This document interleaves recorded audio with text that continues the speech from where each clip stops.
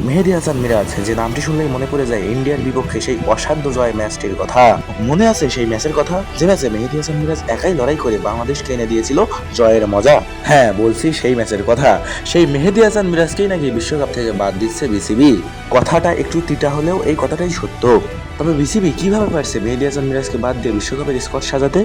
বাংলাদেশের বড় বড় স্পোর্টস চ্যানেলের রিপোর্ট অনুযায়ী মেহেদী হাসান মিরাজ স্কোয়াডে থাকছেন না। তাদের রিপোর্ট থেকে এটা সম্পূর্ণভাবে ক্লিয়ার হওয়া যায় মেহেদী হাসান মিরাজকে বিসিবি স্কোয়াডে রাখছে না। তাহলে কেমন হচ্ছে টি-20 বিশ্বকাপের স্কোয়াড, সেই বিষয়টাই ক্লিয়ার করছি।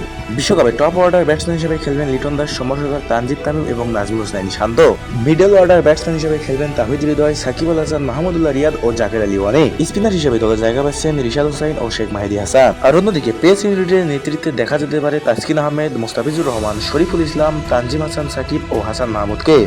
এখন টিভি, সময় টিভি ও যমুনা টিভির রিপোর্ট অনুযায়ী এই বিষয়টাই জানা যাচ্ছে যে মেহেদী হাসান মিরাজ স্কোয়াডে থাকছে না। তবে তাদের এই রিপোর্টটাই চূড়ান্ত রিপোর্ট নয়, কেননা বিসিবি চাইলেই মেহেদী হাসান মিরাজকে অ্যাড করতে পারে। দর্শক, এই বিষয়ে আপনার মতামত কি? মেহেদী হাসান মিরাজকে কি স্কোয়াডে দেখা যেতে পারে? আমাদের কমেন্ট করে জানান। ধন্যবাদ সবাইকে আমাদের ভিডিওটি দেখার জন্য।